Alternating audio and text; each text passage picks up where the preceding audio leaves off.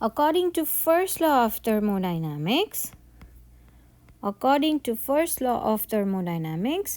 energy cannot be created or destroyed. It can transfer from one object to another, or it can change forms. Energy can transfer from one object to another, or it can change forms, but it cannot be created or destroyed. So let's say energy is going from system to surrounding. So system to surrounding.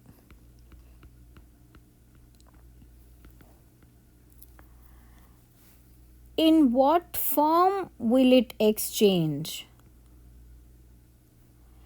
It can exchange as heat or work, and we're going to talk in detail about this. Now this can happen the other way around too. Surrounding can give heat, or energy can come to system from surrounding as work as well. So the total energy or the internal energy change, that is the delta E, the change in internal energy, let's say from system to surrounding or from surrounding to system. So whatever the change of internal energy exchange happens, so let's say the system has initial, internal energy initial, and internal energy final after the transfer has taken place. That change in internal energy is in the form of heat, Q, or work, W. Or it can be a combination of both. There could be some work and some heat as well. So that change in internal energy can happen as a combination of heat and work. Now for standard conventions, we follow that if system gains thermal energy,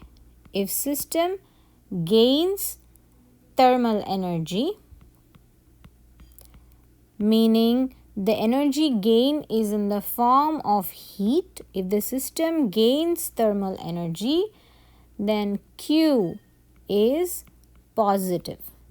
If system loses thermal energy,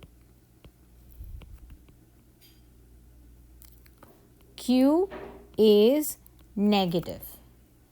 If work is done on this system, work is done on the system,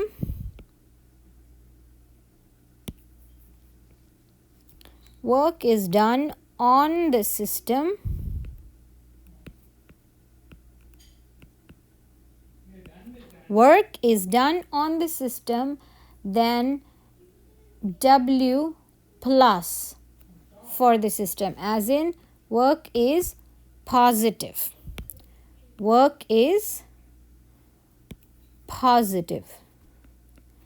If work is done by the system, work is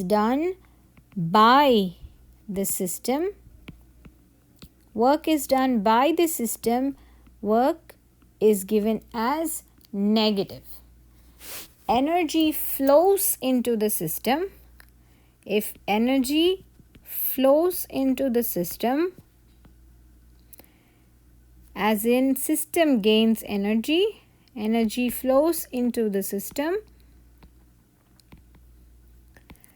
delta E is positive. But if energy flows out of the system,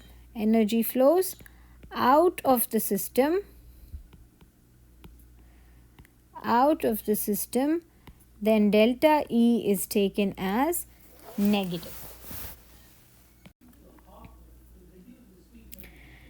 Now, do we quantify these two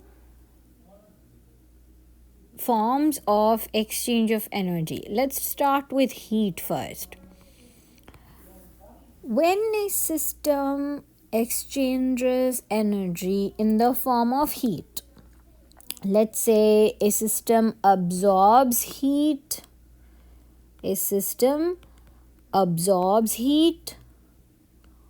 or gives away heat. Absorbs or gives away heat. One very obvious thing that is noticeable is that there is a change in temperature. There is a change in temperature. Now, the change in temperature is directly proportional to the heat. So, Q directly proportional to change in temperature. The proportionality constant is the system's heat capacity. So, you write it as Q is equal to heat capacity multiplied by delta T. What is this heat capacity? Heat capacity is the quantity of heat required to change the temperature by 1 degree Celsius. So, heat capacity is the quantity of heat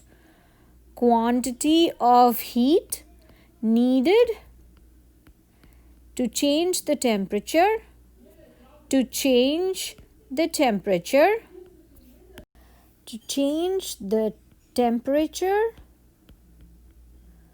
of the system by 1 degree.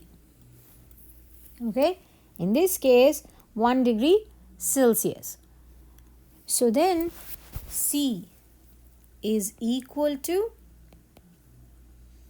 Q over delta T, and so units of C, joules per degree Celsius.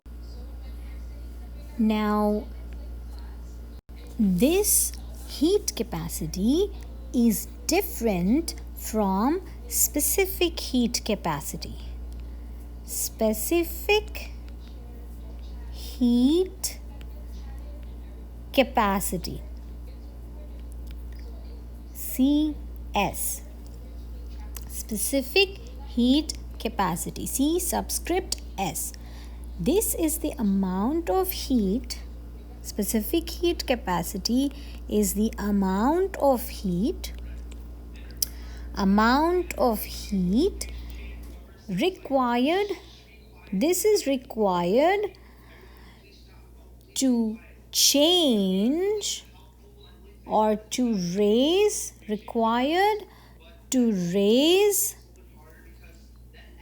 the temperature of,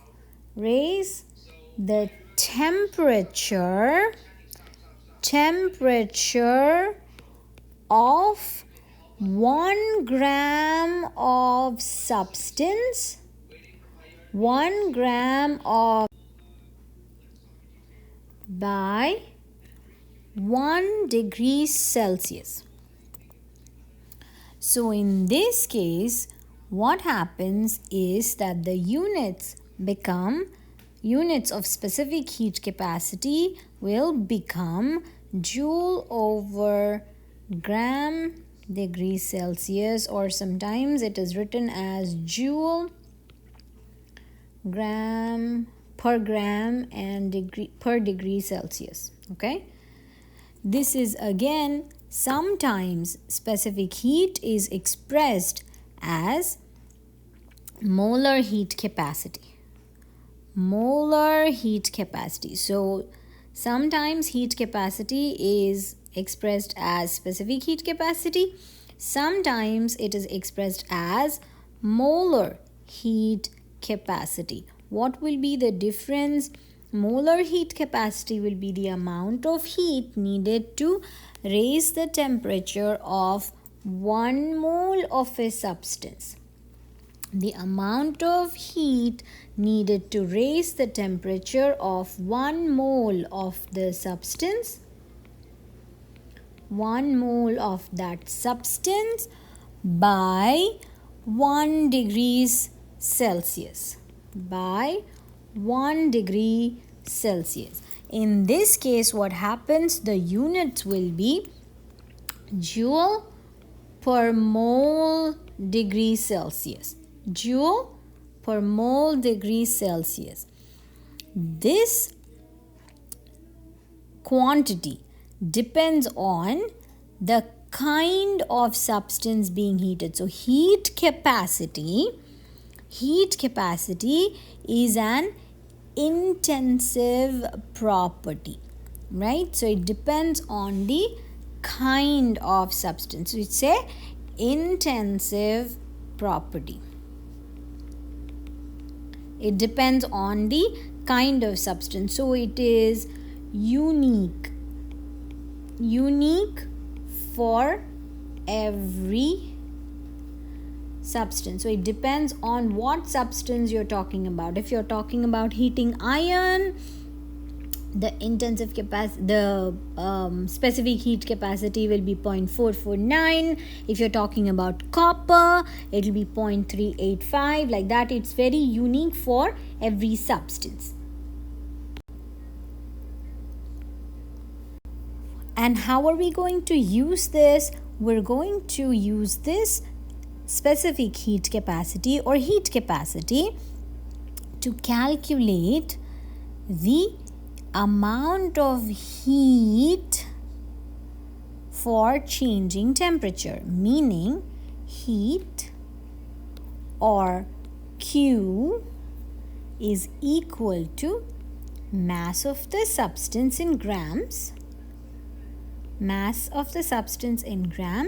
multiplied by the specific heat capacity multiplied by change in temperature, but this change should be in Celsius, degrees Celsius.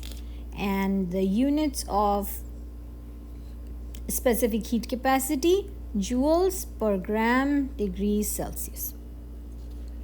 Joules per gram degrees Celsius. Okay, so this is how we calculate heat of the substance. So what kind of a question will you see in this case?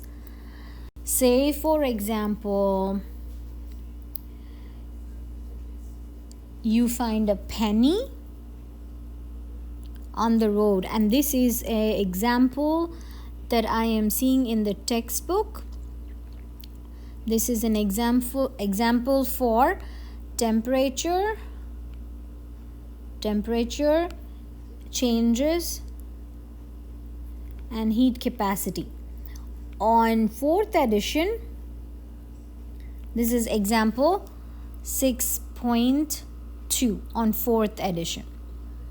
Okay, but doesn't matter which edition. The example is for temperature changes and heat capacity, and it's a worked out example. Example is how much heat is absorbed by the penny. So how much heat is absorbed by the penny when the penny warms up from -8 Celsius to 37 Celsius.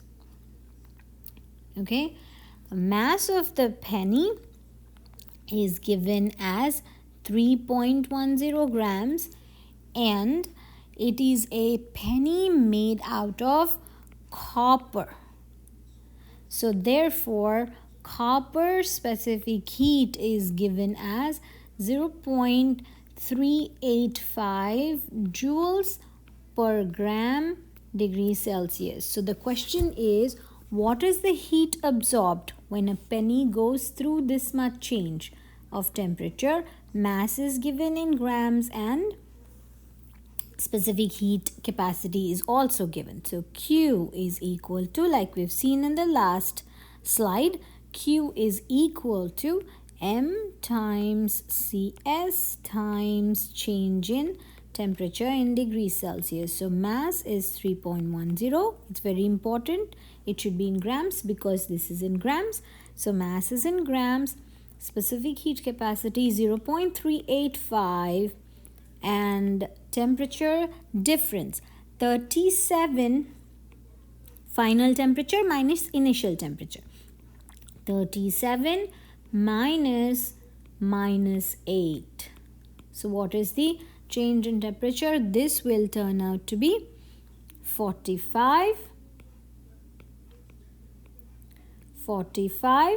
and then this whole calculation will come to 53.7 joules. Please pause the video and go through the calculation. 53.7 joules. So when a copper object, in this case it was a penny, which has a mass of 3.1 grams, absorbs heat to change its temperature from -8 degrees Celsius to positive 37 degrees Celsius, how much heat was absorbed? The answer is 53.7 joules of heat has been absorbed.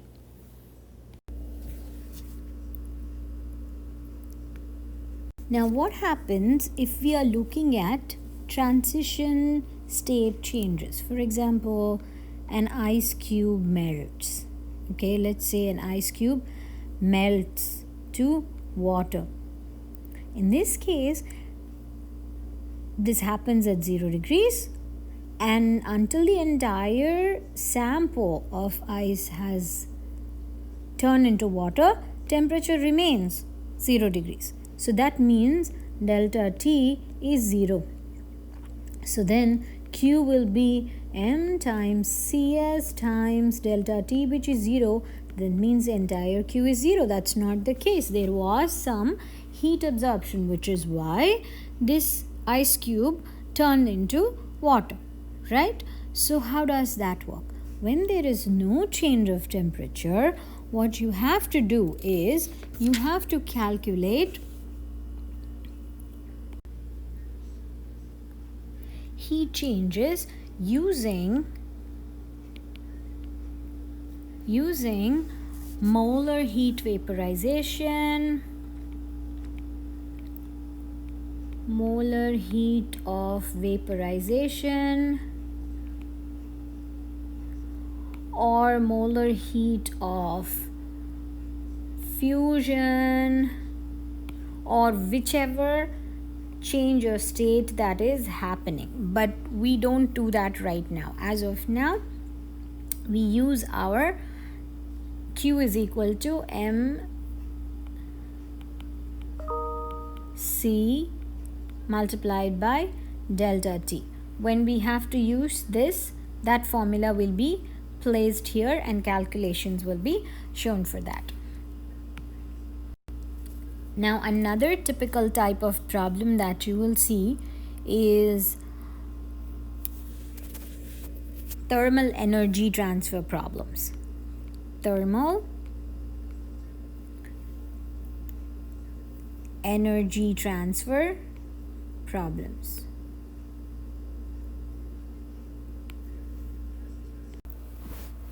An example problem of this kind could be, there's a beaker of water at 15.4 degrees Celsius and a aluminum cube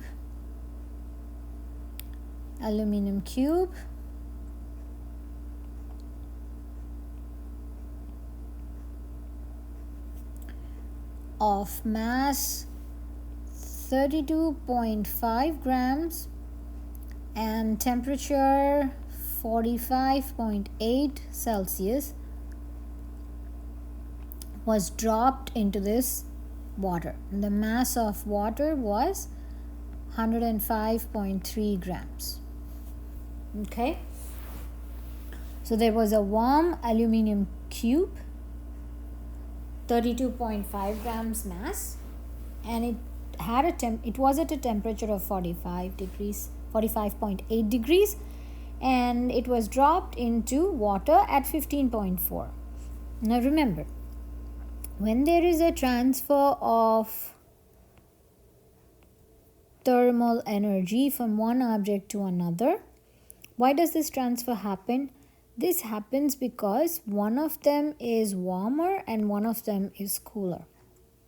And this transfer happens till both the objects reach a temperature that is common. So both of them come to a common temperature. So when this warm aluminum cube is dropped into water, both of them have different temperature, and heat from the aluminum cube will transfer to water. How long will the transfer continue? It will continue until both of them come to the same temperature. So the question is, when this happens, what is the final temperature of both water and aluminum? What is the final temperature of both water and aluminum? So the way we're going to look at it, aluminum is going to lose heat, right? Aluminum cube is going to lose heat. How much of heat is it going to lose? Mass of aluminum, remember, heat is equal to mass times specific heat times delta T. So aluminum is going to lose this much of heat. So which would be 32.5 times specific heat of aluminum is given as 0.903. You don't have to memorize this value or anything. It will be given. And the change in temperature. We don't know the final common temperature. I'm going to call it TF minus, this was initially at 45.8. And then water is going to gain heat. So this is heat lost by aluminum. And water is going to gain heat. How much heat is it going to gain? 105.3 multiplied by specific heat of water. Again, you do not have to memorize this. This will be 4.18 joules per grams per degree Celsius. 4.18. Difference in temperature. Again, water will be at the final temperature, which we have to find out, minus 15.4 Celsius. So I'm just going to write 15.4 just to make it easier for us. Right? So then remember, heat lost by system is equal to negative heat gained by surrounding. In this case, we will consider aluminum as the system and water as surrounding once the aluminum comes in contact with water. So what will happen is that Q aluminum will be equal to negative Q water, right? And when you do this and solve for aluminum, solve for the common final temperature, you will get TF as 17.3 Celsius. Pause this video for some time and actually work on this calculation. Okay, what you have to do is you have to equate this entire expression to negative of this entire expression and solve for TF, and your answer will be 17.3 Celsius. So this is another kind of problem you will see in the concept quantifying heat.